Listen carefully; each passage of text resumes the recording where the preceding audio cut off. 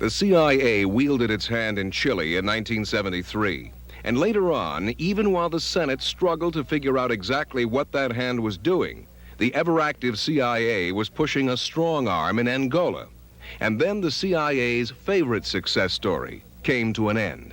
The CIA in the 70s, on company business.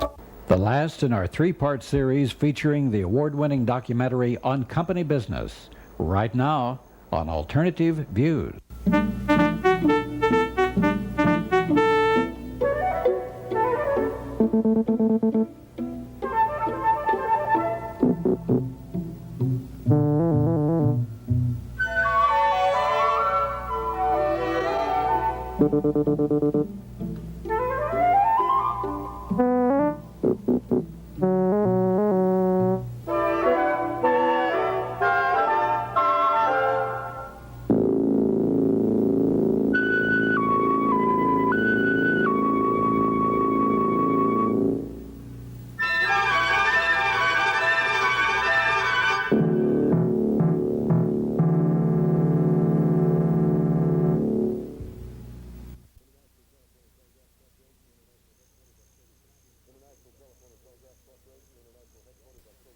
International Telephone and Telegraph Corporation, International Headquarters, October 16, 1970. Personal and confidential. The Armed Forces boss, General Rene Schneider, is fully aware of the danger of Allende moving in, but he will not move an inch without phrase okay. One retired General, Vio, is all gung-ho about moving immediately. Schneider has threatened to have Vio shot if he moves unilaterally. Unless there's a move by dissident Chilean military elements, Salvador Allende will be inaugurated as president November 4th. I got an order to go right back to Washington and report to Kissinger on Monday, October 12th. And when I went in to see Kissinger, and in the course of talking to him, said that only a madman would be dealing with this General Vio, the dissident general, or any Chilean military plotter. 30 seconds later, he leaped up and he said, would you like to see the president? Obviously, I didn't know that I had touched a very sensitive nerve when I said that only a madman would be plotting, since they were already plotting. And within 5 minutes, we were walking across the White House, and we went into the Oval Office of the President. And as I came through the door, the President greeted me, and he shut the door. And while we were standing right in front of the door, the three of us, he started to say, smack his fist, saying, that son of a bitch, that son of a bitch. And I must have looked sort of surprised, thinking, who, me? And he said, not you, Mr. Ambassador, you always tell it like it is. It's that son of a bitch, Allende. And then he led us to the desk. I sat to his left at the big desk, and to his right was Kissinger. And he launched into a 10-minute monologue describing how he was going to smash Allende within the context of an Allende government, as if Allende was going to be inaugurated, without giving a hint that this plot was underway. International Telephone and Telegraph Corporation, International Headquarters, Personal and Confidential, October 25, 1970. The elimination of General Rene Schneider from the key command post, Chief of the Armed Forces, makes Allende and the Communists even more vulnerable than before. General Schneider, fatally wounded in an assassination last week, has been described as favorable to Allende. He is known to have consistently blocked coup attempts by more determined general officers. Contrary to the general expectation, the military did not move against Allende over the weekend. It was believed that the killing of Schneider was a prelude to a coup.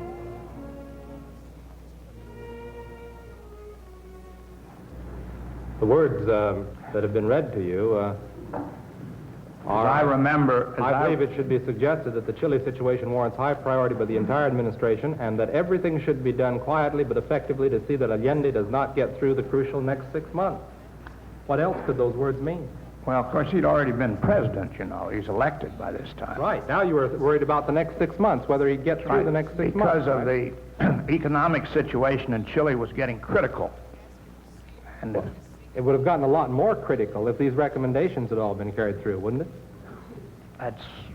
And that was evident. The purpose of the recommendations. Yes. International Telephone and Telegraph Corporation, Washington, D.C., Personal and Confidential. Subsequent to your call yesterday, I heard from Washington, and a representative called on me this morning. We discussed the situation in detail, and he made suggestions. The suggestions follow. Banks should not renew credits or should delay in doing so. Companies should drag their feet in sending money, in making deliveries, in shipping spare parts. We should withdraw all technical help and should not provide any technical assistance in the future. The visitor added that money was no problem. He indicated that certain steps were being taken, but that he was looking for additional help aimed at inducing economic collapse. La ITT, The IT&T, gigantesca corporación, a gigantic cuyo capital es corporation superior al presupuesto whose nacional de capital varios países is bigger than the national mexicanos, budgets of several Latin American superior countries together, incluso al de algunos países and bigger industrializados, even than that of some of the industrialized desde el nations, momento mismo que triunfó el movimiento popular launched a en la sinister elección de plan septiembre de to 1970 prevent me from acceding to the presidency as soon as the People's Triumph in the September 1970 que elections yo ocupara became la known. primera magistratura. Se proponía el estrangulamiento It was económico, proposed that there be a strangling of the crear el economy, pánico en sowing la social población disorder para que and hasta panic el among the sobrepasado population, el gobierno, las fuerzas so armadas that fueran when the government impulsadas a quebrar was el overthrown, régimen democrático. the armed forces would be impelled to break the democratic system Yo acuso and impose a ante la dictatorship. conciencia del mundo Before the conscience of the world, I accuse the provocar IT&T en mi patria of attempting la guerra to civil, bring about civil war grado in my máximo country, de desintegración para un the país. greatest possible Esto source es of disintegration of a que country. nosotros calificamos This is what we como term intervención imperialista. imperialist intervention. In Chile from 1972 to 1973, the same sorts of operations were going on there to make it impossible for the Allende regime to govern after earlier attempts to prevent him from taking office failed, such as the assassination of General Snyder and the attempts to bribe the Chilean Congress. Later on, with the help of the international lending institutions and those financial institutions controlled as part of the United States government, were able to exert the financial squeeze on Chile, which resulted in great difficulty in obtaining short-term credits, creating scarcity of many different types of products. Then such organizations as the Truckers Union had legitimate grievances on which to base their complaints.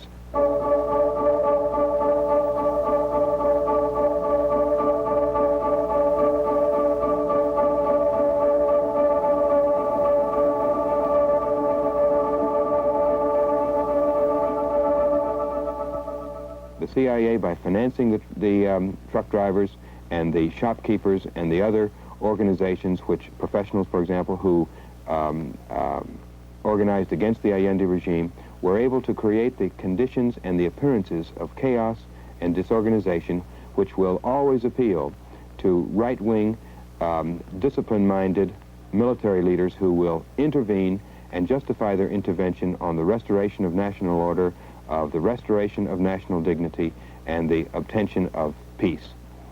And this, in the case of Chile, of course, and many other countries, is the peace of the grave for a lot of people. Yo les digo a ustedes, compañeros, I tell you, compañeros of so many years, I say it with calmness and absolute peace of mind. I do not have the makings of a Messiah. I do not have the attributes of a martyr. I'm a social fighter who is carrying out a task, the task that the people have given me. Let them understand it, those who want history to go backwards and who want to ignore the will of the majority of Chile. Without having the flesh of a martyr, I will not take even one step backwards, and I want them to know that I will not leave the Moneda Palace until I have completed the mandate given to me by the people.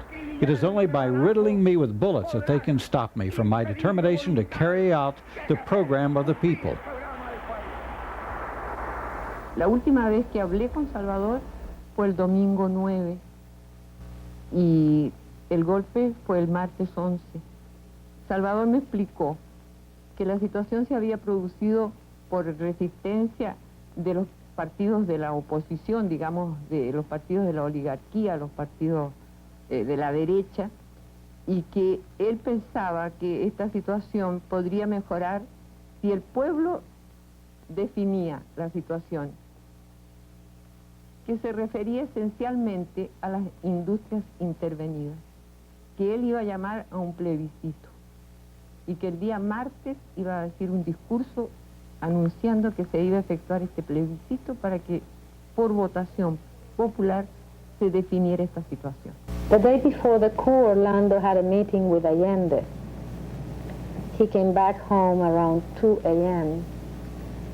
and he told me that next day, that is the 11th, they were going to call for a referendum. They had written a speech for Allende to communicate to people that he was calling a referendum. 3 hours later, around 5:30, 6 a.m., the president called and asked Orlando to check about some movement of troops that supposedly were taking place in Valparaiso. Orlando did so and realized that there was not only movement of troops in Valparaiso, but all over the country. And that's how we realized that the coup that was sort of floating in the atmosphere for the past weeks was taking place.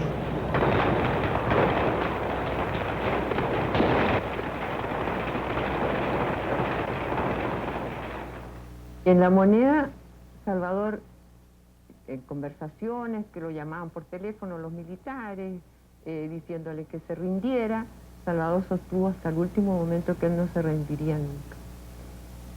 Pero estaba dispuesto que los militares querían terminar con Salvador Allende. Para ellos, la solución era que Salvador Allende renunciara, y que pudiera irse al exterior y decir, bueno, mira, qué cobarde se fue y renunció y reconoció de que en realidad no podía seguir siendo presidente, lo que era un absurdo, porque él estaba cumpliendo el programa por el cual había sido elegido.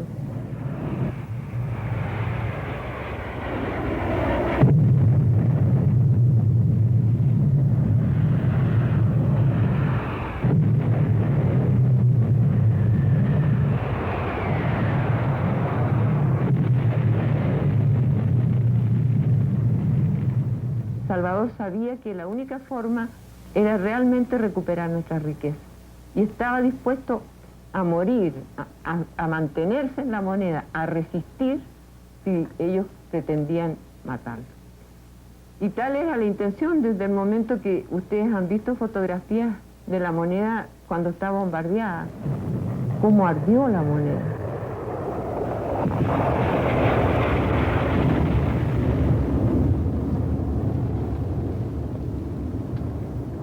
We have now been informed of the death of President Allende. And I'd like to say this, that I do want to express regret on the loss of life in Chile, and particularly that of the Chief of State, President Allende. Well, my reaction is that this is, of course, an internal affair of Chile. We all are distressed at the plight of the Chilean people, and the failure, really, of the Allende government. Those principles and practices of Marxism did not apply to Chile. And the economy went from bad to worse. Inflation was rampant, values were destroyed, incentives were gone, people didn't know how to set their sets of values. Orlando was taken for a few weeks to a horrible place. It's the basement of the Air Force Academy. And there he was interrogated, and there he saw hundreds of people being tortured.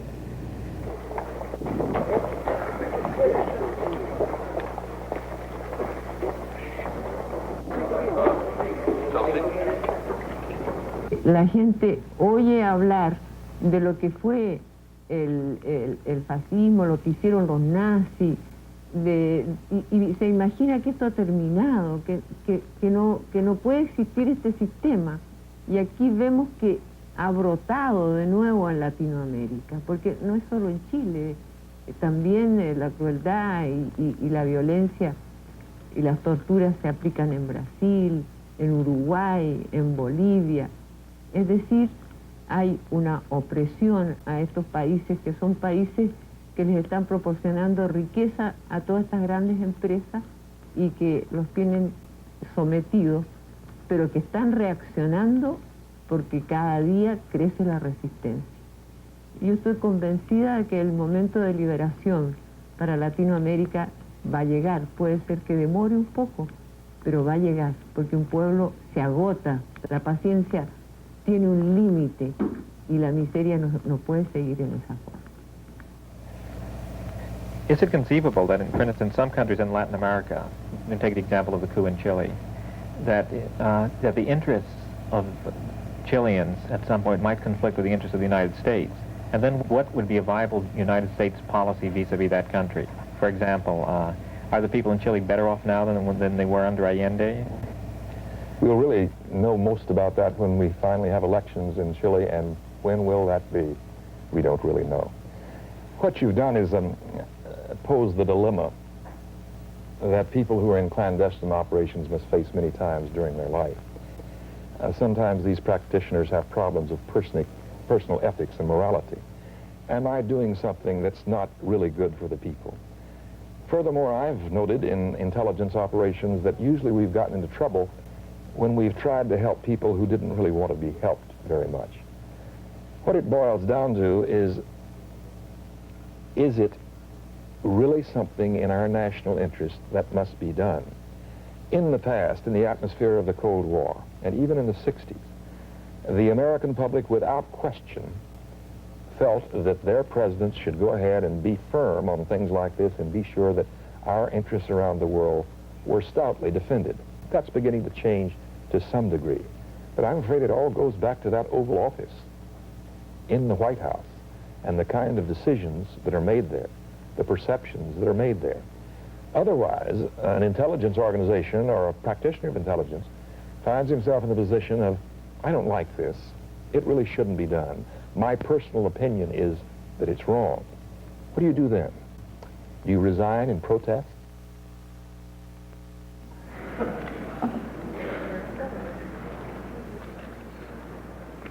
Mr. Kissinger, during the time under review, was the President's advisor on international security affairs and then became the Secretary of State. So we needed his testimony to determine what the administration policy was toward Chile in this particular period. His presence here should not be interpreted as meaning that he himself was ever involved in any plot to assassinate any foreign figure.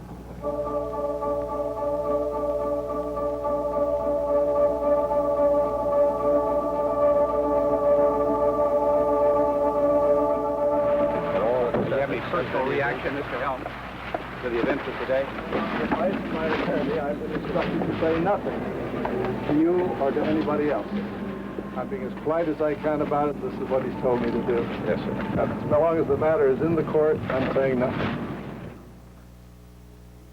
What Helms simply did in this case, when he saw that he was going to be hanged, made a scapegoat, he simply said, all right, here are roughly 100 items in which I'm going to demand discovery on in the process of my defense.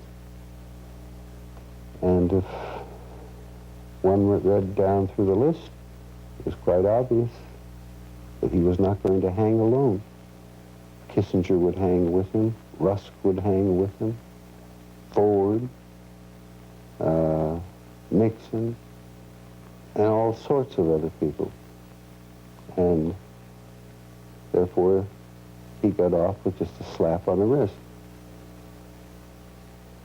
Senator Church, of course, signed the final report of the Church Committee, and one of the comments in there was that CIA was not out of control. After his investigations, in other words, he had first asked it as a question as to whether the CIA was out of control, a rogue elephant. And he was satisfied by his investigation that indeed no. The House Committee said that far from the problem being CIA being out of control, it thought that it was too much under the control of presidents and did their will over the years. Initially in the investigation, we went into the area of the oversight function of the Congress. The Constitution charges the Congress of the United States with not only enacting laws and appropriating money, but overseeing the executive branch of government. And in our investigation and overseeing, in investigating and evaluating the oversight function of the Congress, what we came up with was, number one, that the Congress of the United States had totally failed miserably in its oversight function. Mr. Dulles, would you approve Congressman Lindsey's suggestion of a watchdog congressional committee over the CIA? Well, I do not favor it, but I think that is a matter for the Congress and the President to decide primarily. At the present time, there are several committees, the Armed Services Committees and the Appropriations Committees, which review the work of CIA, and I think they're doing a very competent job. The Congress is a group-oriented process of 435 people. It's broken down into a number of major committees and subcommittees. We have several committees charged with responsibility of overseeing the conduct of the intelligence community. And we saw a pattern established, a pattern where the intelligence community would either brief only the chairperson of the committee with respect to various operations and even abuses. Sometimes they would brief the chairperson and the ranking minority member, and in some instances they would brief only a few members of the committee. So in a great number of instances, it was not the entire subcommittee that ever was briefed, and I have not recalled at any time historically where the subcommittee, once it had been briefed on questionable acts by the intelligence community, that they ever took that information to their full committee, and we certainly never in history had an extraordinary session of the United States Congress to look at the serious nature of the allegations. I prefer to leave it stand where it is. I can't imagine the British Parliament investigating British B-4. And I can't imagine the French Chamber of Deputies investigating the French Sûreté. And I can't imagine the Russian Presidium investigating the MVD. Why, that's absolutely fantastic to think about. Well, it's a gathering of intelligence secretly. And you've got to use those methods. And when you come out and go to examining and exposing and analyzing publicly everything they do, you destroy the CIA. There were a number of them that said quite clearly on the floor of the Senate that they didn't want to know certain things. One senator referred to, if you're going to have an intelligence service, you're going to have to shut your eyes, take what's coming.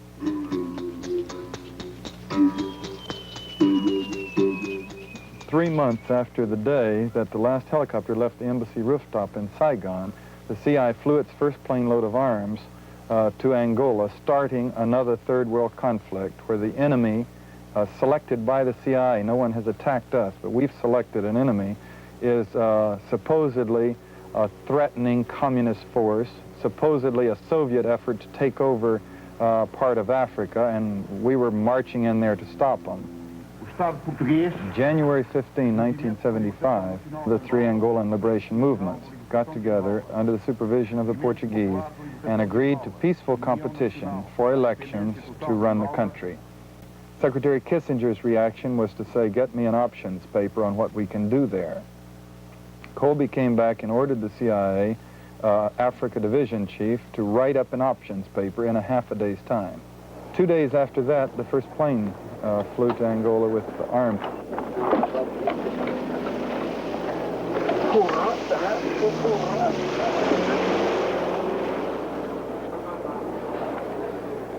What will the United States do? That is not a subject that I'm free to talk about. Is the United States involved in any way?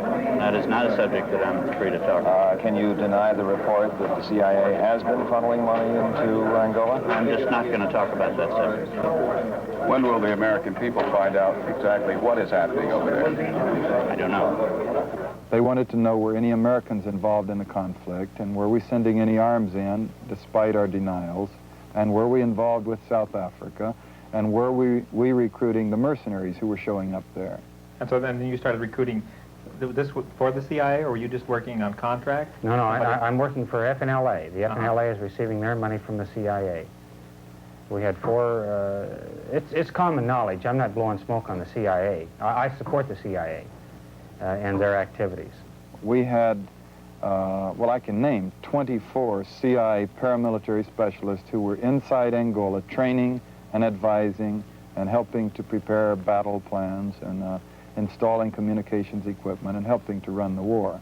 Life and death are realities in Angola. I would assume that virtually everyone involved there has some degree of knowledge with respect to what, if any, when, where, why, how, and under what circumstance the United States may or may not be involved in Angola. However, there is one party that has no knowledge of American involvement in war, and that is the United States people, as the people of the United States, and their representatives. Now, how do you justify that? The War Powers Act requires that the Congress be informed before the commitment of the United States Armed Forces. In the legislative history leading up to the adoption of that law, the proposal was made that that would include any involvement of any paramilitary or other forces in such activities abroad. That provision was stricken and was not adopted by the Congress in the legislative history. There were 3 foreign white mercenary armies involved in Angola, all 3 of them CIA money and CIA management. Let me tell you why I do it, and because I don't want to wash dishes. I don't want to drive a truck. I don't want to carry a lunch bucket from 8 to 5, 9 to 5, and have a 15-minute coffee break between 10 o'clock and whatever. It just isn't my style. When the adventurers got to Kinshasa, they were briefed by the CIA. They were flown into Angola in CIA aircraft. They were armed with CIA weapons. The leaders were briefed every day with CIA photography of the enemy positions. I'd like to ask you whether or not the CIA or any American government institution or department or agency is involved in recruiting mercenaries in any official or unofficial capacity, directly or indirectly. It depends how you define indirectly. They supported, the CIA supported President Roland Roberto with $25 million in cash and $25 million in arms.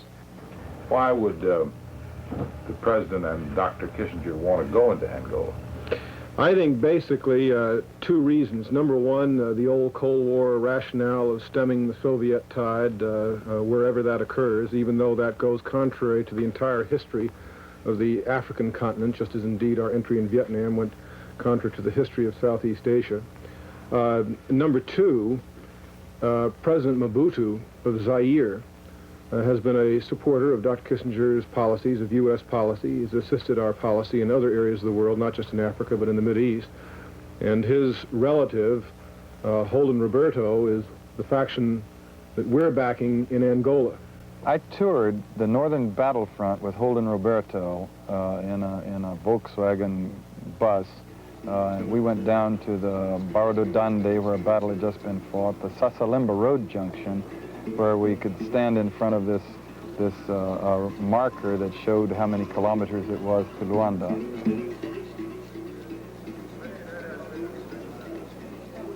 By early September, the MPLA, our chosen enemies, were winning, and our allies, the FNLA, particularly in the north, and the UNITA forces in the south, were on the defensive, losing ground.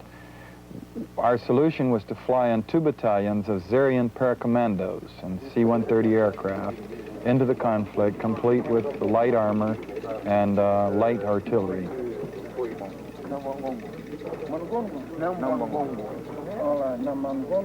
The Zairian commandos were foreign troops introduced into the conflict, answered by Cubans introduced into the conflict.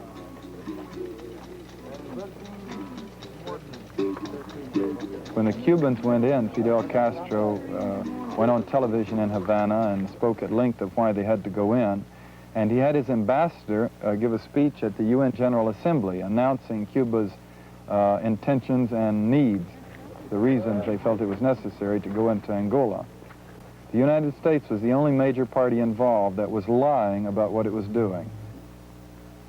This imaginative station chief in Lusaka put out the story in which he reported a totally fictitious scene in which Cuban soldiers had raped some 15-year-old Ovimbundu maidens.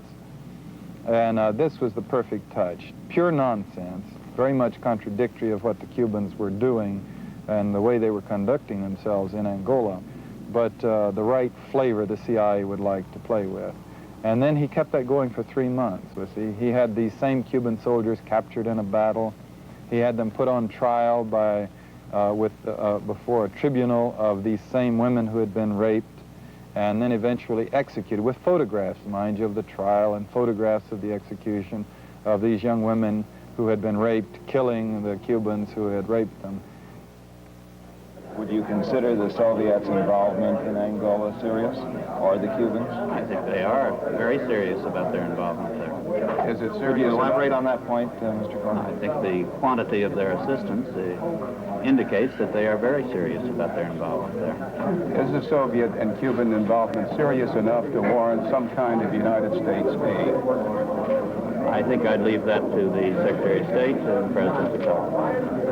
So Mr. Kissinger's report of yesterday is accurate that we are funneling several millions of dollars to Angola through Zaire?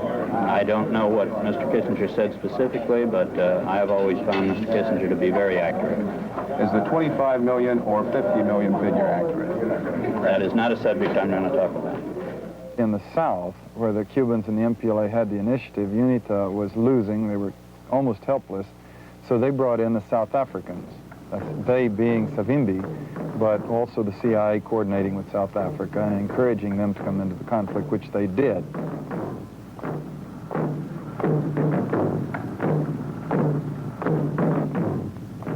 By early November, our CIA managers were beginning to crow a little bit. The Lusaka station sent in a cable saying that in a few days, the MPLA's back would be broken. Approaching the 11 November Independence date, Mobutu's paracommandos tried to attack Luanda, and this task force of 1,500 men in light armor were caught out in the open and shelled, rocketed with these 122-millimeter rockets. And after that, the United States effort was out of business. It makes no difference whether United States uniforms are in any way in Angola or any other country. But if we are giving money or weapons or providing any other support that results in the death of human beings, then I think to give a technical response to the question is not responsive to the gut issue that I'm raising. CIA and the United States government is in compliance with the decision made by the Congress as to how this question should be answered. The Congress had an opportunity to require more than it did. It did not. It decided not to. And in the course of its decisions, in the course of the laws adopted by the Congress, it clearly left a field for this activity. Senator Clark went on a tour of Africa to confer with all of the Southern Africa heads of state about the Angola conflict, just to be the congressional authority about the validity of the conflict. As he traveled, we began to get reports from each embassy he visited of what he had said to this person or that in the embassy, and it began to seem very clear that he was not sympathetic to what we were doing. So we sent out cables urging everyone to try harder to keep us better informed of what he was finding as he went to the different countries. And then eventually, when he was coming around finally to Kinshasa, we sent a cable ordering the chief of station to see President Mobutu and President Roberto of the FNLA and prepare them on what they should and should not say to Senator Clark about the situation in Angola. The original request by the CIA was for $100 million. That's correct. That's correct. That's my understanding of it. And then when that ran into some opposition, it was dropped down to what? It was dropped down to the $28 to $35 million figure that we're now talking about. And what you're trying to do is force the CIA to eat what it's already spent. I don't want them, as far as what we've expended in Angola, to consider that money thrown away, that's exactly the way I view it. I just don't want to pay the further price that's going to be attached to any further activity on our part. Colonel Peter McLeese had me fly him up to the presidential palace in Kinshasa, Zaire, President Holden Roberto's palace. We met with 4 CIA agents that informed us to evacuate Angola. They could not resupply us with money or arms because of public opinion in the U.S. President Holden Roberto took a phone call from the State Department, and as far as I know, it was from Henry Kissinger. He had a conversation with Henry, and President Holden Roberto was very upset at the conclusion of the telephone conversation.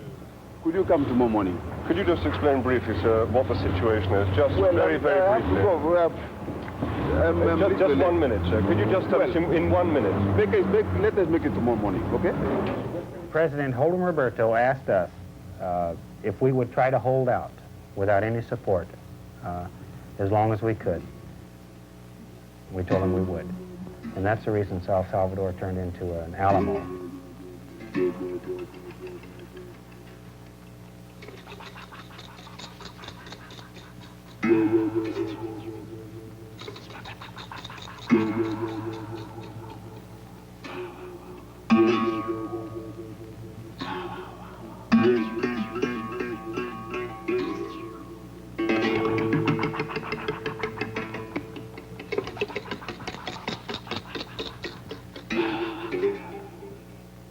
He went because he felt what he was doing was right.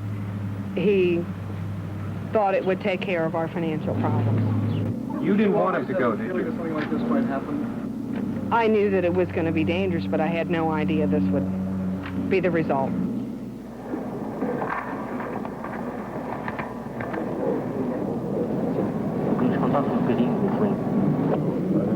Daniel Montgomery Gerhardt, Pauline Elizabeth Gerhardt. Washington, D.C., the United States.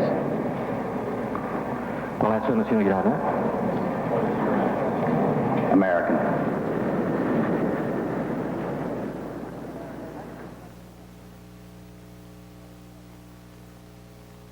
Our son is imprisoned in Angola. He was convicted as a mercenary. And what sentence did he get? 16 years. The State Department called us the first part of March and said that he was missing in Angola. The stand that they have taken is that it was not an official venture, and therefore they can't do anything officially. This is their stand. Have you gotten anything at all concrete from the United States government to indicate that they are doing anything? I think that I would personally appreciate it if you would direct some of those questions to the White House. President Neto must understand, and he certainly has been given to understand, that the general attitude of Americans towards Angola will be seriously affected by his actions in the case of Mr. Gerhardt. But we cannot permit our basic foreign policy to be dictated by our concern for the lives of Americans, because this, of individual Americans that may be held prisoner, because this would encourage people to take Americans prisoners all over the world.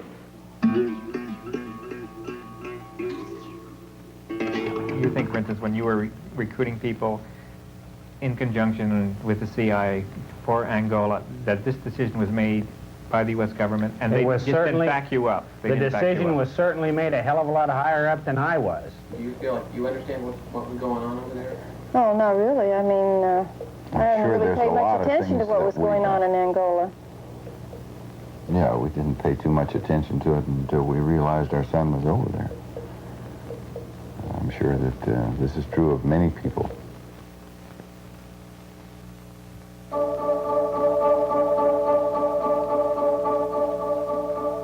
I thought that it was a matter of real concern that planted stories intended to serve a national purpose abroad came home and were circulated here and believed here, because this would mean that the CIA could manipulate the news in the United States by channeling it through some foreign country. Now, we're looking at that very carefully. do you have any people being paid by the CIA who are contributing to a major circulation American journal? We do have people who submit pieces to American journals. Do you have any people paid by the CIA who are working for television networks? This, I think, gets into the kind of getting into the details, Mr. Chairman, that I'd like to get into in executive session. At CBS, we had been contacted by the CIA. As a matter of fact, by the time I became the head of the whole news and public affairs operation in 1954, certain relationships had been established, and I was told about them and asked if I'd carry on with them. We have quite a lot of detailed information, and we will evaluate it, and we will include any evidence of wrongdoing or any evidence of impropriety in our final report and make recommendations. Do you have any people being paid by the CIA who are contributing to the national news services, AP and UPI? Well, again, I think we're getting into the kind of detail, Mr. Chairman, that I'd prefer to handle in executive session. Senator, do you think that you named the news organizations in your final report? That remains to be decided. I think it was entirely in order for our correspondents at that time to make use of CIA agent chiefs of station and other members of the executive staff of CIA as sources of information which were useful in their assessments of world conditions. Would you say that continues today? Well, I would think probably for a reporter it would continue today, but because of all of the revelations of the period of the 1970s, it seems to me that a reporter has got to be much more circumspect in doing it now, or he runs the risk of at least being looked at with considerable disfavor by the public. I think you've got to be much more careful about it. I don't think there is any possibility for reform of the CIA. I gave up my hope of this after seeing the poor performance of the Church Committee, which was infiltrated by CIA people and to some sabotaged to some extent, co-opted. I mean, the people that were working on the news media was a CIA guy. There were other CIA people involved. And the CIA officers themselves say, you know, we didn't, Church didn't get anything we didn't give him. We have government agencies like the Congress, the Senate Committee, for example, to oversee the CIA, talking about the agency now being under control and that the abuses of the past have now been eliminated, as if the agency wasn't under control all along, and as if what they call abuses weren't ordered by presidents. The main argument is not with the agency, which is an instrument for policy execution, but the main argument is with the president and the people outside the CIA who determine the interests which have to be protected and how, who determine American foreign policy and then call upon the CIA and other agencies to execute that policy. When they come to the conclusion, as they have with the exposés on the media, their connections with the media, and with their involvement in drug experiments and so forth. Here they knew the information was going to come out. There was no way that they could prevent it. So what they did then was to reveal it themselves, and using their usual deceptive techniques, say, well, that's it, that's the end, you know, we've told you everything and that's it, there's nothing more, that's all there is to it. And then they just drop the Iron Curtain and you can't get beyond it. What I would like to know, and I know many other people would like to know too, is not only the history but the current relations between the CIA and the SAVAK in Iran, for example. Imagine all the Iranians who would like to know that. With the Kopkamtib in Indonesia, imagine the 100,000 political prisoners or so in Indonesia right now who are being held without trial, and have been some for over 10 years, by this security service, which has had its history of relationships with the CIA. Whether the institutional relationship continues with the Korean CIA right now, with the DINA in Chile, with the DOPS and the CODI and the other organizations in Brazil, with the Uruguayan security services, with the Argentine Federal Police there. All of these relationships of the past probably continue today in one degree or another. And I don't see how the Carter administration or any other administration can talk about human rights while these institutional contacts remain, and while these services receive, in one degree or another, support, guidance, and encouragement from the CIA. The system is what is wrong. The system is what had to be changed and should be changed, so that the president cannot direct these kind of activities, and certain congressmen cannot cover for them, and that these men cannot think in those terms of being completely amoral or unethical in the conduct of their business.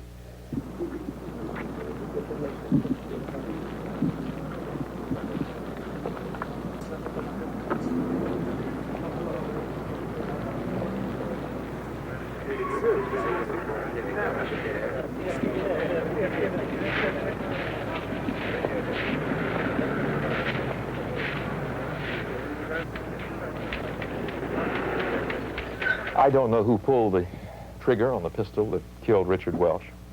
I do know that Agee, in a publication in this country, before Richard Welch was killed, said, our job is to obtain the names of all CIA people we can anywhere in the world, obtain a photograph, send them overseas, and see that they're published in a local newspaper, and be sure you give the name and address of their residence. That's what happened in Greece. Agee declared, at the time his book was published, or perhaps even before, in the promotional period, that he was determined to wipe out CIA activity. He felt it was immoral, and one of the best ways to do this was to reveal the names of all the CIA people. We moved the people so that they wouldn't be subject to violence, but we've had such things as been had reported that children have said that their playmates in school have commented about the fact that their fathers are mentioned in this book and so forth. And I just think that's a terrible thing for a man who came in, signed an agreement to keep the secrets that he was going to learn in the process of his employment, and then go out and violate that agreement. I just think that's plain wrong, and I think it should be punishable.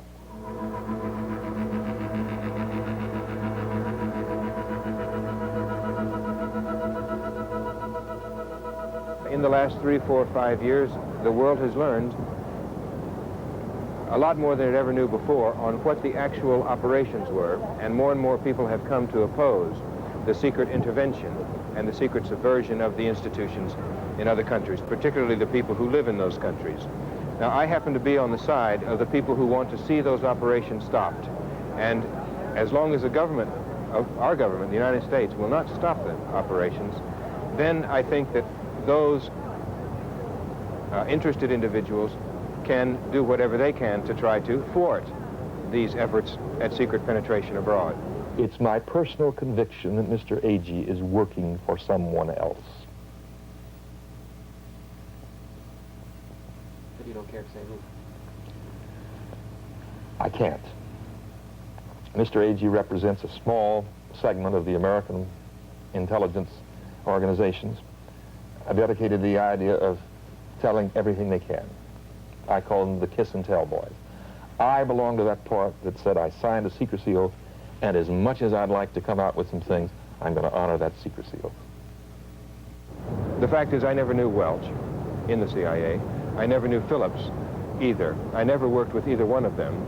And much less did I know that Welch was ever sent to Greece, nor did I give his name to anyone. But they found it very convenient at that particular point to put the blame for this on me. During Early 1977, though, through Freedom of Information filings in the United States, secret CIA documents were made public, wherein it was discovered that the CIA had, in 3 separate occasions, during the period between Welch's arrival and his death about a month later, the agency in Washington, the headquarters, had ordered him not to live in the same house that his predecessor had lived in, and where his predecessor's predecessor had lived in, and others, because they said in Washington, everyone in Athens knew that that was the station chief's home. And with all of the anti-American feeling going on in Greece at that time, particularly anti-CIA feeling, it would be very dangerous. Welch apparently answered, at least on one occasion, saying that he didn't want to have to drive the extra 20 minutes.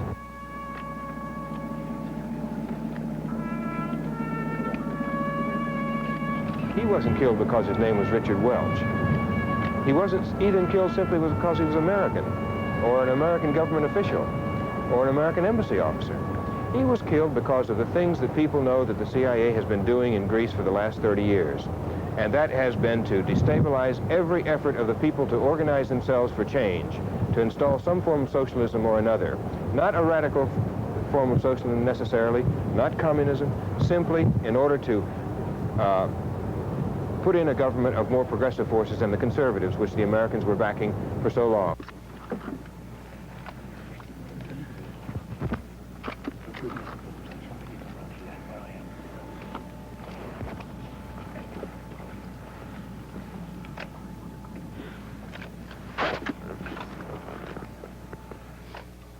We have managed to go into country after country, the CIA, and promote dictators to take over the country, and with policies of suppressing human rights and abusing the human rights of the people in those countries, so that, take Iran, for example. This is the favorite success story of the CIA, how it installed the Shah in power, encouraged him into power, trained the Savak so he could stay in power.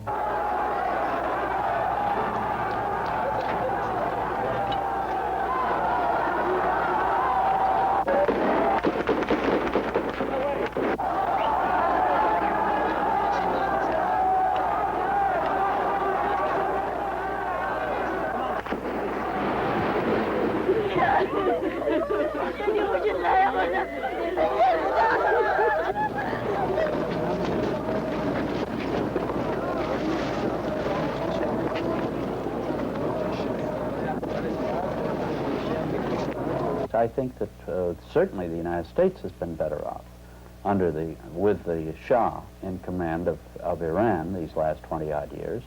And I believe also the Iranian people have made more progress in their social and economic development in these last 20 years than the alternative of communist totalitarianism.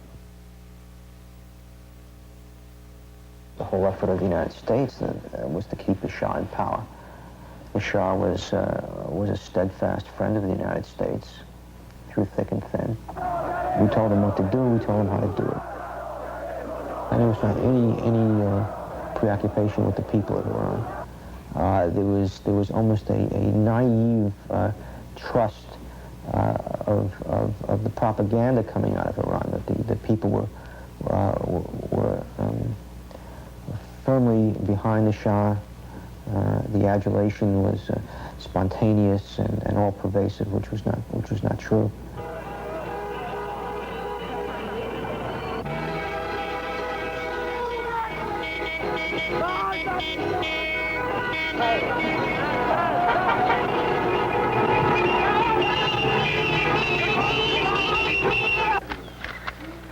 How would you have handled the Iranian crisis differently? I will state the principle that has been one that I have followed in my international operations during the time that I have been in office. And whether it is in Vietnam or whether it is in Iran, you don't grease the skids for your friends. It was 1953 when it was evident to the Shah that some kind of internal security police force was necessary to keep his opposition in check. He came to the United States, and the CIA in particular, CIA was instrumental organizing SAVAK, the Internal Security Police in Iran. A senior official at the CIA, an official who I worked under, was over for a period of 5 years, organizing and establishing SAVAK. In SAVAK headquarters in Tehran, there were torture rooms. This has been, of course, well documented. I saw any number of reports from people who were tortured, who saw the torture rooms, described them in detail. This was a secret place. Accidentally they found this place, people. And we found it is a place of torture. You can go inside and see it. They used to put the man they wanted to torture in the first floor, and the heat was coming from the cook, and hit him. And if he wouldn't say anything and resist, they put him in the second floor, which has more heat. And the fourth floor is nobody could resist. It was so hot they would burn him. This is the human hand which was cut off. This was inside the house.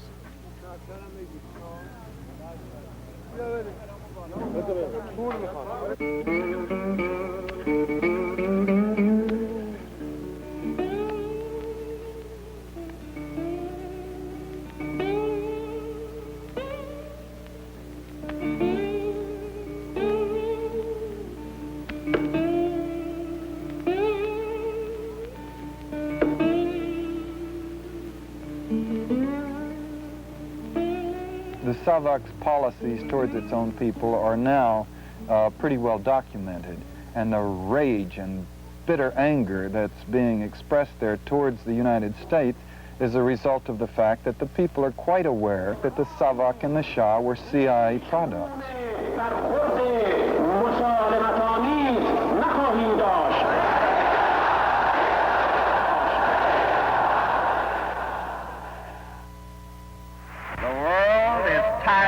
Political fanaticism. It is weary of the lies, propaganda, and hysteria created by dictatorship. It is disgusted by the practice of torture and political assassination. Those people, behind and beyond the Iron Curtain, have seen so much political wickedness and cold-blooded betrayal, such godless depravity in government, that they find it harder to believe in our peaceful intent and decent motives than in the calculated and clever lies that communism is spreading every hour, every day, through every broadcast and newspaper that it controls. But here in America, we pledge ourselves again to raise high the light of freedom, to carry on the struggle against its enemies in every area, whether those enemies be the Soviet Union, Castro, or poverty and hunger, until freedom burns brightly from the Arctic to Cape Horn, and freedom will shine again in Cuba. It is the lot of those in our intelligence agencies that they should work in silence, sometimes fail in silence, but more often succeed in silence. The rewards can never come in public acclaim, only in the quiet satisfaction of getting on with the job and trying to do well the work that needs to be done in the interest of your nation. Repeat after me, please. I, Stansfield Turner, do solemnly swear. I, Stansfield Turner, do solemnly swear That I will support and defend the Constitution of the United States. that I will support and defend the Constitution of the United States Against all enemies, foreign and domestic. against all enemies, foreign and domestic. That I will well and faithfully discharge That I will well and faithfully discharge the duties of the office on which I am about to enter. So help me God. So help me God. Mr. Director.